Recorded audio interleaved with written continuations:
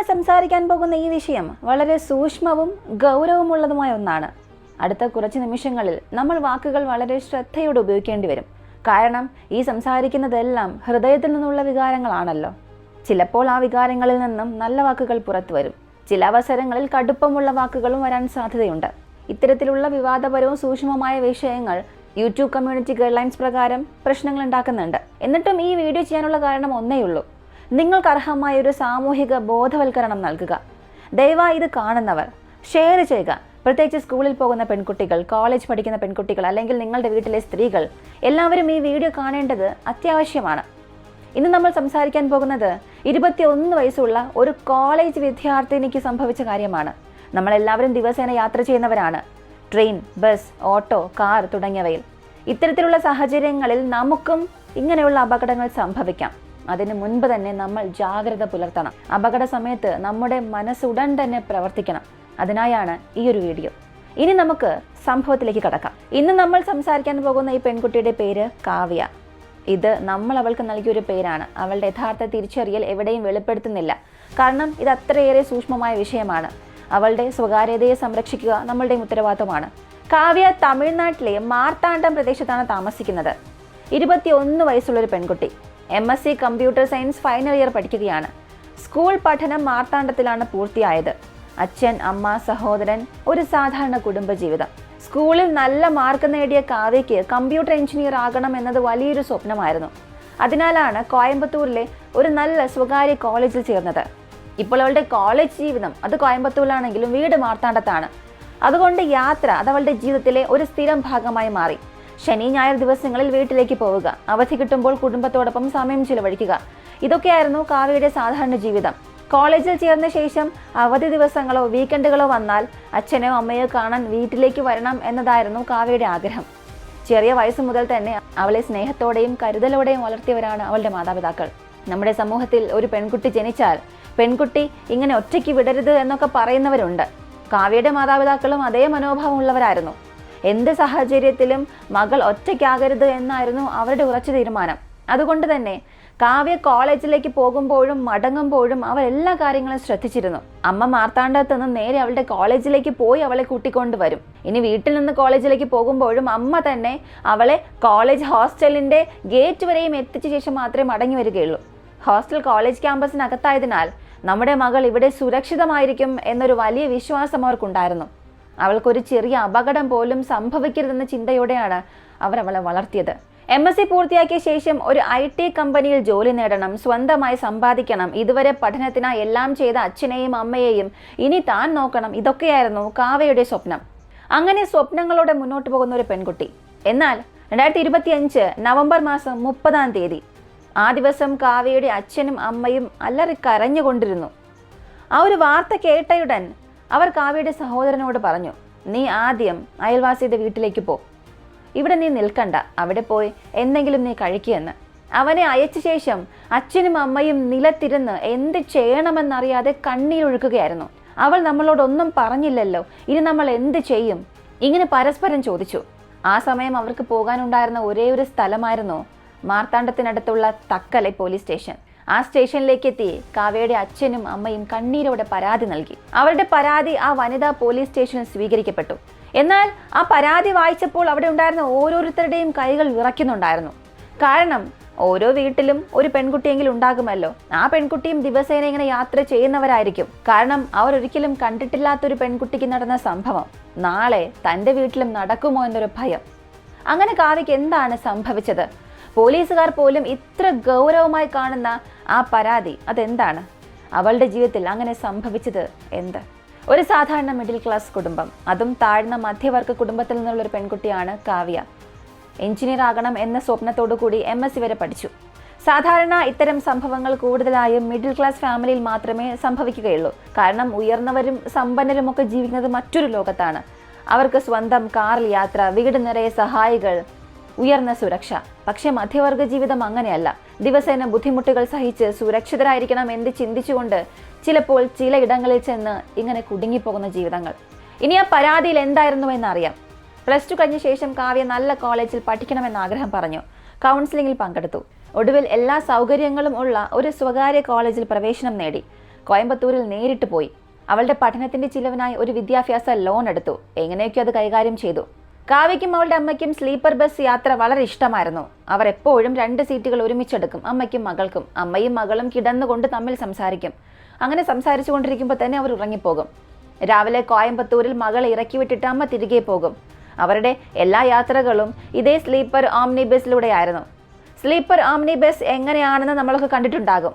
ഒരു കട്ടൻ ഉണ്ടാകും, അത് അടയ്ക്കാൻ ഒരു സ്റ്റിക്കർ ഉണ്ടാകും, തലയണ, ബെഡ്ഷീറ്റ്, ഹെഡ് ബോർഡ് എല്ലാം ഒരുക്കിയിരിക്കും. പൂർണ്ണമായും ഒരു സ്വകാര്യതയില്ല, എങ്കിലും ഒരു പരിധിവരെ സ്വകാര്യത ഉണ്ട് എന്നൊരു തോന്നൽ.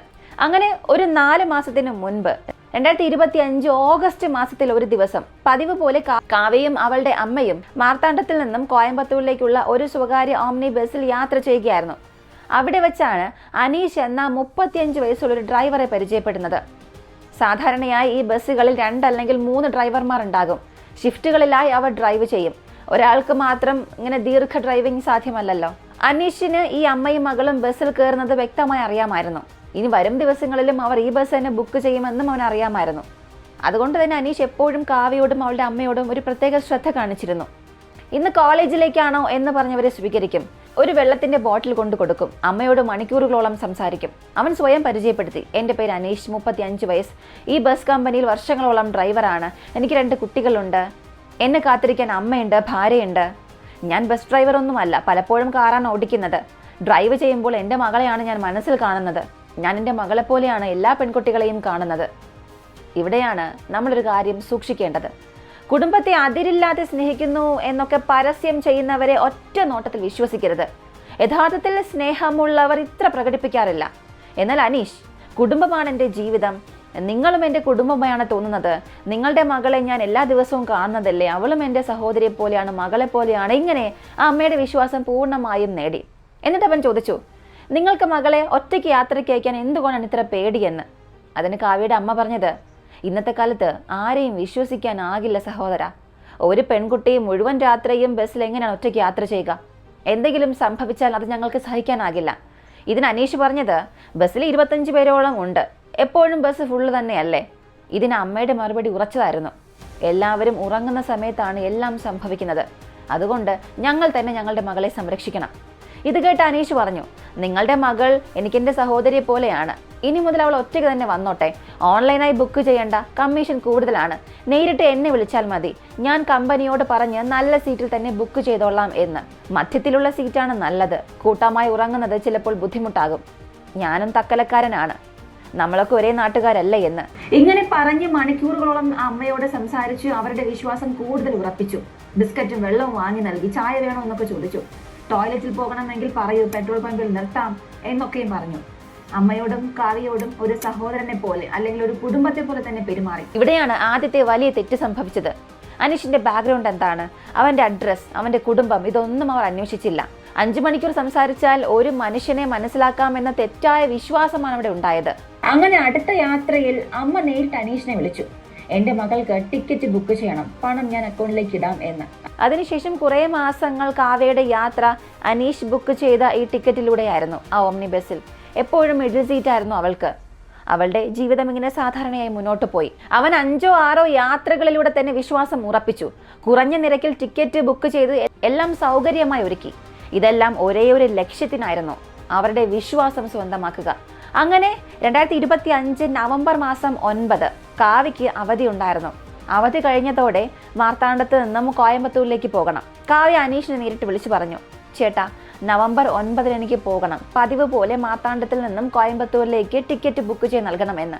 അങ്ങനെ ആ യാത്ര നടന്നു. പക്ഷെ നവംബർ 9 ശേഷം കോളേജിലെ കാവ്യയുടെ സുഹൃത്തുക്കൾ കാവ്യയിൽ ഒരുപാട് മാറ്റങ്ങൾ ശ്രദ്ധിച്ചു. കാവ്യ എപ്പോഴും വിഷമിച്ചിരിക്കുകയാണ്. മുൻപത്തെ പോലെ സംസാരിക്കുന്നില്ല, പഠനത്തിൽ ശ്രദ്ധിക്കുന്നില്ല, ഒറ്റയ്ക്കിരുന്ന് കരയുന്നുണ്ട്. എല്ലാവരും ചോദിച്ചു എന്താണ് സംഭവിച്ചത് എന്ന്. പക്ഷെ കാവ്യ ആരോടും ഒന്നും പറഞ്ഞില്ല. ശ്രദ്ധിക്കേണ്ട മറ്റൊരു കാര്യം ഇതാണ്, നവംബർ 9 ശേഷം കാവ്യ ഒരിക്കലും ഈ അനീഷിന്റെ ബസ്സിൽ തിരികെ കയറിയിട്ടില്ല. കോയമ്പത്തൂരിൽ പോയി അവിടെ കുറച്ച് ദിവസം കഴിഞ്ഞ് മാർത്താണ്ഡത്തേക്ക് തിരികെ വന്നപ്പോഴും മറ്റൊരു ബസ് ബുക്ക് ചെയ്ത് വന്നു. ഇത് അവളുടെ മാതാപിതാക്കൾ ശ്രദ്ധിച്ചു. നീ എന്താ അനീഷിന്റെ ബസ്സിൽ വരാത്തത്? ആ ബസ് ഫുള്ളാണോ എന്ന് ചോദിച്ചു. ഇതിന് കാവ്യ മറുപടി ഒന്നും പറഞ്ഞില്ല. അങ്ങനെ കോളേജിലേക്ക് പോകുമ്പോഴും വീട്ടിലേക്ക് വരുമ്പോഴും അവൾ ഓരോ തവണ വേറെ വേറെ ബസ്സുകൾ തിരഞ്ഞെടുക്കാൻ തുടങ്ങി. നവംബർ മാസം 30 രാവിലെ അമ്മ അനീഷിനെ വിളിക്കാൻ ഒരുങ്ങി. ഇപ്പോഴൊക്കെ കാവ്യ വേറെ ബസ്സിലാണ് പോകുന്നത്, നിങ്ങളുടെ ബസ് എന്തേ ഫുള്ളാണോ എന്ന് ചോദിച്ചു.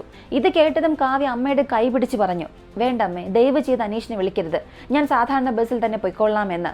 അവൾ അങ്ങനെ സംസാരിക്കുന്നത് കണ്ടപ്പോൾ ആ അമ്മയുടെ മനസ്സിലൊരു ചിന്ത വന്നു. എന്തോ ഒരു വലിയ കാര്യം സംഭവിച്ചിട്ടുണ്ട്. അമ്മ മകളുടെ കൈ പിടിച്ചുകൊണ്ട് പറഞ്ഞു, എന്ത് പറ്റി മോളെ, പറ. നീ പറഞ്ഞാൽ ഞങ്ങൾ ഒരിക്കലും നിന്നെ കുറ്റപ്പെടുത്തില്ല. നീ പറ, ഞങ്ങൾ എപ്പോഴും നിന്റെ കൂടെ തന്നെ ഉണ്ടെന്ന്. അതിനുശേഷം കാവ്യ പറഞ്ഞ കാര്യങ്ങളാണ് അവളുടെ മാതാപിതാക്കളെ തക്കലെ പോലീസ് സ്റ്റേഷനിലേക്ക് എത്തിച്ചത്. കാവ്യ നൽകിയ പരാതിയിൽ അനീഷിനെ കുറിച്ച് പറഞ്ഞ കാര്യങ്ങൾ കേട്ട് പോലീസുകാർ പോലും ഞെട്ടിപ്പോയി. 25 പേർ യാത്ര ചെയ്യുന്ന 2 ഡ്രൈവർമാരുള്ള ഒരു ബസ്സിൽ ഇത്രയും മണിക്കൂറുകൾ ഇങ്ങനെ ഒരു കാര്യം നടക്കുമോ എന്നതുപോലും വിശ്വസിക്കാൻ പ്രയാസമായിരുന്നു.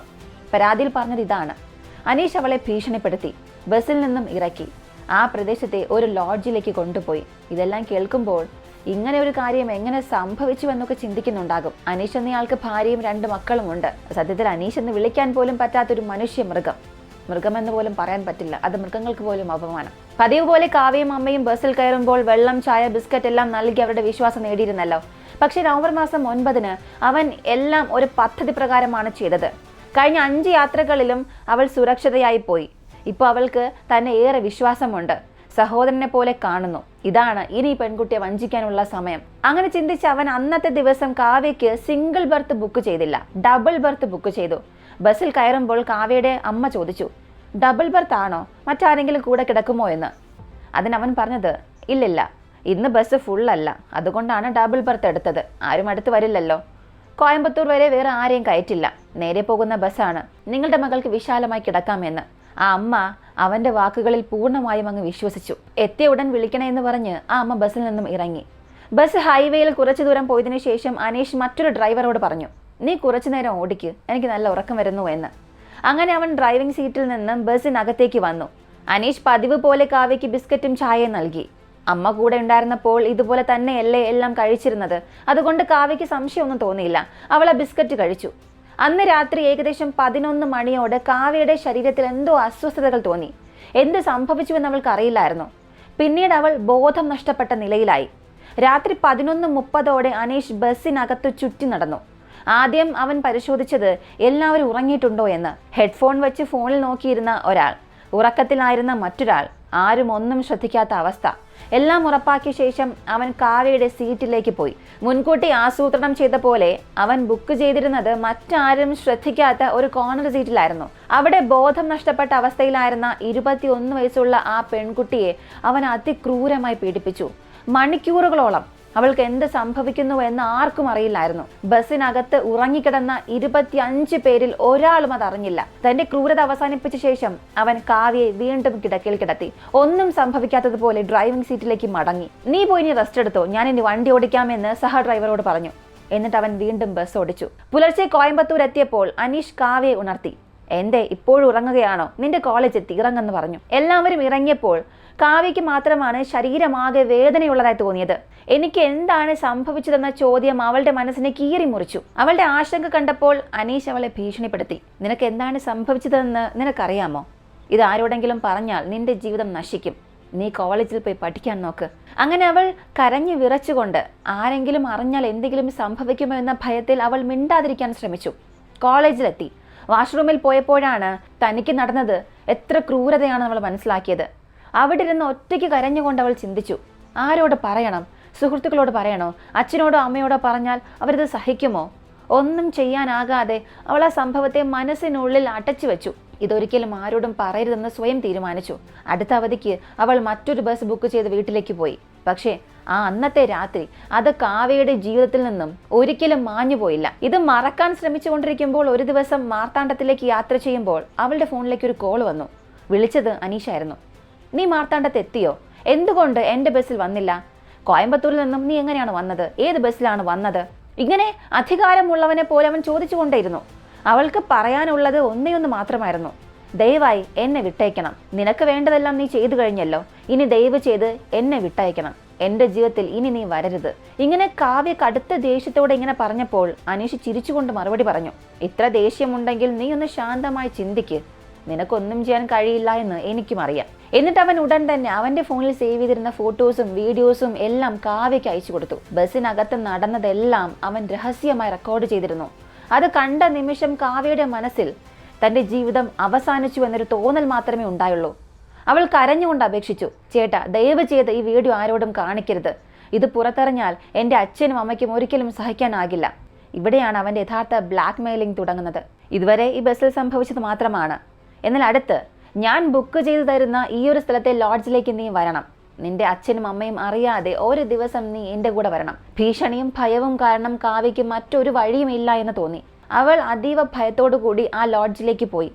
അവിടെ മണിക്കൂറുകളോളം അവൾ സഹിക്കാനാകാത്ത മാനസിക പീഡനമാണ് അനുഭവിച്ചത്. അവൾ എത്ര അപേക്ഷിച്ചിട്ട് പോലും ദയവായി എന്നെ വിടൂ എന്ന് പറഞ്ഞിട്ടും അവൻ വീണ്ടും വീണ്ടും വീഡിയോ കാണിച്ചവളെ ഭീഷണിപ്പെടുത്തി. ഈ വീഡിയോ പുറത്ത് വരരുത് എന്നുണ്ടെങ്കിൽ നീ ഞാൻ വിളിക്കുന്നിടത്തെല്ലാം വരണം എന്നവൻ ഭീഷണിപ്പെടുത്തി. ആ വീഡിയോ ഡിലീറ്റ് ചെയ്യും എന്ന് വിശ്വസിച്ച് അവൾ വീണ്ടും വഞ്ചിക്കപ്പെട്ടു. അപ്പോഴും അവൻ ആ ലോഡ്ജിൽ ഉണ്ടായിരുന്ന സംഭവങ്ങളെല്ലാം വീണ്ടും വീഡിയോ എടുത്തു. ഇപ്പോൾ ബസ്സിലെ വീഡിയോ ഉണ്ട്, റൂമിലെ വീഡിയോ ഉണ്ട്. ഇനി ഞാൻ വിളിക്കുമ്പോഴെല്ലാം നീ വരണം. ഞാൻ പറയുന്ന ബസ്സിൽ മാത്രമേ നീ യാത്ര ചെയ്യാവൂ. ഇങ്ങനെ അവൻ്റെ ഭീഷണി കൂടുതൽ ശക്തമായി. കാവ്യയ്ക്ക് തന്നെ തോന്നി ഇനി എൻ്റെ ജീവിതം തീർന്നു എന്ന്. പക്ഷെ അവൾ മനസ്സിലൊരു തീരുമാനമെടുത്തു.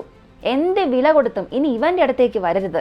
അവൻ വിളിക്കുമ്പോൾ എങ്ങനെയെങ്കിലും ഒഴിഞ്ഞു മാറാൻ ശ്രമിക്കണം. പക്ഷേ അവനൊരിക്കലും പിന്മാറിയില്ല. നവംബർ മാസം 30 അമ്മ അവനെ വിളിച്ച് ബസ് ബുക്ക് ചെയ്യണം എന്ന് പറഞ്ഞപ്പോൾ കാവ്യ പൂർണ്ണമായും തകർന്നു പോയി. അവൾ അമ്മയുടെ മുൻപിൽ കരഞ്ഞുകൊണ്ട് പറഞ്ഞു, അമ്മേ, അവൻ എനിക്ക് ചെയ്തത് എന്താണെന്ന് അമ്മയ്ക്ക് അറിയില്ലല്ലോ. ബസ്സിൽ എനിക്ക് ബിസ്ക്കറ്റ് തന്നു, അതിനുശേഷം വീഡിയോ എടുത്തു, പിന്നെ എന്നെ ലോഡ്ജിലേക്ക് വിളിച്ചു. എൻ്റെ അവസ്ഥ ഇത്രയേറെ മോശമായി. ദയവ് ചെയ്ത് അവൻ്റെ ബസ്സിൽ എന്നെ അയക്കരുത്. അപ്പോഴാണ് അച്ഛനും അമ്മയും മകളുടെ അവസ്ഥ പൂർണ്ണമായും മനസ്സിലാക്കുന്നത്. നമ്മൾ എത്ര വിശ്വസിച്ചു, അവനെ ഒരു സഹോദരനെ പോലെ കരുതി. നമ്മൾ തന്നെയാണ് ആ മനുഷ്യമൃഗത്തെ നമ്മുടെ മകളുടെ ജീവിതത്തിലേക്ക് കൊണ്ടുവന്നത്. ആ ദേഷ്യവും വെറുപ്പും വേദനയും എല്ലാം കൊണ്ട് അവർ വനിതാ പോലീസ് സ്റ്റേഷനിൽ ചെന്ന് പരാതി നൽകി. പോലീസ് ഉടൻ തന്നെ നടപടി തുടങ്ങി. ബസ് കമ്പനിയെ വിളിച്ചു. അനീഷിന്റെ വീട്ടിൽ തന്നെ ചെന്ന് അവനെ അറസ്റ്റ് ചെയ്തു. ഭാര്യയും 2 കുട്ടികളും ഉണ്ടായിരുന്നു. ആ സമയം അത് അവർക്ക് തന്നെ വലിയ അപമാനമായി മാറി. ഇനി അവനെ കുടുംബത്തോടൊപ്പം ഒരിക്കലും സ്വതന്ത്രനായി വിടരുത്. ഇത്തരത്തിലുള്ള മനുഷ്യർ നമ്മുടെ വീടുകളിൽ ഒരിക്കലും വളരാൻ അനുവദിക്കരുത്. അവൻ അർഹതപ്പെട്ടത് ജയിൽ തന്നെയാണ്. പോലീസ് അവനെ അറസ്റ്റ് ചെയ്തപ്പോൾ ആദ്യമായി പിടിച്ചെടുത്തത് അവന്റെ മൊബൈൽ ഫോണാണ്. കാരണം അവൻ നടത്തിയ ബ്ലാക്ക് മെയിലിന്റെ എല്ലാ തെളിവുകളും ആ ഫോണിലായിരുന്നു. ആ വീഡിയോ തെളിവുകൾ നിയമപരമായി കോടതിയിൽ മാത്രം ഉപയോഗിക്കും. ആർക്കും അത് പുറത്ത് കാണിക്കാനോ പങ്കുവയ്ക്കാനോ അനുവാദമില്ല. കേസിന്റെ വിചാരണ രഹസ്യ കോടതിയിലായിരിക്കും നടക്കുക. കാരണം പീഡിപ്പിക്കപ്പെട്ട പെൺകുട്ടിയുടെ ഐഡന്റിറ്റി ഒരിക്കലും പുറത്തു വരരുത്. ഇവിടെ നമ്മൾ സംസാരിക്കുന്നത് ഒരു 35 വയസ്സുള്ള ഭാര്യയും 2 മക്കളുമുള്ള ഒരു മനുഷ്യനെ കുറിച്ചാണ്. പക്ഷെ അവനിൽ മനുഷ്യത്വത്തെക്കാൾ മൃഗസ്വഭാവമാണ് കൂടുതലുമുള്ളത്. അവന് 2 മക്കളുണ്ടെങ്കിലും മറ്റൊരു പെൺകുട്ടിയുടെ മാനത്തിന്റെ വില അവൻ അറിയില്ല. മറ്റൊരു പെൺകുട്ടിയായാലും ഒരച്ഛന്റെ കരുതലോ സഹോദരന്റെ സ്നേഹമോ എന്തുകൊണ്ട് അവനിൽ വരുന്നില്ല? ഇന്ത്യൻ നിയമം അവന് നൽകുന്ന ശിക്ഷയുടെ കാലാവധി അതെത്രയായാലും അവൻ ശിക്ഷ അനുഭവിക്കുമെന്നതിൽ സംശയമില്ല. ഒരിക്കൽ അവൻ ജയിൽ മോചിതനാകും. പക്ഷേ അവനെ സ്വീകരിക്കാൻ ഒരു കുടുംബവും മുന്നോട്ട് വരില്ല. നിങ്ങളുടെ കുടുംബത്തിലോ സമൂഹത്തിലോ ഇത്തരത്തിലുള്ള ഒരാൾ ഉണ്ടെങ്കിൽ ആദ്യമേ തന്നെ അത് പോലീസിനെ അറിയിക്കുക എന്നതാണ് നടപടി. ഒത്തുതീർപ്പുകളും നിശബ്ദതയും ഇത്തരം ആളുകളെ കൂടുതൽ അപകടകാരികളാക്കി മാറ്റും. ഇനി കാവ്യയെപ്പോലുള്ള പെൺകുട്ടികൾ സാധാരണ ജീവിതത്തിലേക്ക് തിരികെ വരേണ്ടതുണ്ട്. അതിന് കൗൺസിലിംഗ്, മാനസിക പിന്തുണ എല്ലാം അത്യാവശ്യമാണ്. അവർ വീണ്ടും ഭയമില്ലാതെ സ്വതന്ത്രമായി ജീവിക്കണം. അതുതന്നെയാണ് നമ്മുടെ പ്രതീക്ഷ. ഈ ഒരു സംഭവത്തിലൂടെ എനിക്ക് പറയാനുള്ളത്, ആരെയും അന്ധമായി വിശ്വസിക്കുന്നത് ഏറ്റവും വലിയ അപകടമാണ്. പ്രത്യേകിച്ച് സ്വന്തം സുരക്ഷയുടെ കാര്യത്തിൽ. കുറച്ച് പണം ലഭിക്കാനോ സൗകര്യത്തിനായോ ഒരിക്കലും ആത്മാഭിമാനവും ജീവിതവും പണയം വയ്ക്കരുത്. സത്യസന്ധമായ പരിചരണം ഒരിക്കലും രഹസ്യങ്ങളോ ഉപകാരങ്ങളോ മൗനമോ ആവശ്യപ്പെടില്ല. അപരിചിതരെ ചേട്ടൻ, സഹോദരൻ എന്നൊക്കെ വിളിച്ചാൽ അവർ ഒരിക്കലും സുരക്ഷിതരാകില്ല. ജാഗ്രതയും അതിർത്തികളും ശരിയായ സംവിധാനങ്ങളും ഒക്കെ മാത്രമാണ് യഥാർത്ഥ സുരക്ഷ. ഇത് ഒരാളുടെ കഥയല്ല, എല്ലാവർക്കുമുള്ളൊരു മുന്നറിയിപ്പാണ്. കാവ്യയ്ക്ക് സംഭവിച്ചത് അവൾ പുറത്ത് പറഞ്ഞതുകൊണ്ട് അറിഞ്ഞു. പറയാതെ എത്ര കുട്ടികളായിരിക്കും മനസ്സിൽ അടക്കി പിടിച്ച് ജീവിതവുമായി മല്ലിടുന്നത്. പല പെൺകുട്ടികളും ഇങ്ങനെ ജീവിതവുമായി മല്ലിടാൻ കഴിയാതെ, ഇങ്ങനൊരു മാനസിക സംഘർഷത്തിലൂടെ ജീവിക്കാൻ കഴിയാതെ ആത്മഹത്യ ചെയ്യുന്നുണ്ട്. കാരണം എന്താണെന്ന് പോലും അറിയാതെ പല മാതാപിതാക്കളും മക്കളുടെ മരണത്തിൽ ദുഃഖിക്കുന്നുണ്ട്. അതുകൊണ്ട് ഇങ്ങനെ യാത്ര ചെയ്യുന്ന പെൺകുട്ടികൾക്ക് ഇങ്ങനെ എന്തെങ്കിലും ഒരു സംഭവം നടക്കുകയാണെങ്കിൽ ധൈര്യമായി നിന്ന് അതിനെ നേരിടുക. ഒരു തവണ സംഭവിച്ചു, തെറ്റ് തന്നെയാണ്, നമ്മുടെ അറിവോടെ അല്ല സംഭവിച്ചത്. പക്ഷെ അടുത്ത തവണ നമ്മളെ ആ തെറ്റിലേക്ക് വിളിച്ചു കൊണ്ടുപോകാൻ ശ്രമിക്കുന്നവനെ തീർച്ചയായും നിയമത്തിന് മുൻപിൽ നമ്മൾ കൊണ്ടുപോകണം. അതിന് ധൈര്യമാണ് ആവശ്യം. നമ്മൾ സംസാരിച്ചാൽ മാത്രമേ നമുക്കിവിടെ ജീവിക്കാനാകൂ. കാരണം എല്ലാവർക്കുമുള്ള അവകാശം തന്നെയല്ലേ നമുക്കും. അതുകൊണ്ട് ശബ്ദമുയർത്തുക. ഇങ്ങനെയുള്ള ക്രൂരതയിലൂടെ കടന്നുപോകുന്ന ഏതെങ്കിലും പെൺകുട്ടികളുണ്ടെങ്കിൽ നിങ്ങൾ സ്വരമുയർത്തി സംസാരിക്കുക. ആരെയും പേടിക്കേണ്ട ആവശ്യമില്ല. ഈ ഒരു വീഡിയോയെക്കുറിച്ചുള്ള നിങ്ങളുടെ അഭിപ്രായം എന്താണെന്നുള്ളത് കമന്റിൽ പറയുക. ഇങ്ങനെയുള്ള വളരെ വ്യത്യസ്തമായ കേസുകളെ കുറിച്ച് താല്പര്യമുള്ളവരാണ് നിങ്ങളെങ്കിൽ ഇപ്പം തന്നെ നിങ്ങൾക്ക് നമ്മുടെ ഈ ചാനൽ സബ്സ്ക്രൈബ് ചെയ്യാം. മറ്റൊരു വീഡിയോയുമായി വീണ്ടും കാണാം.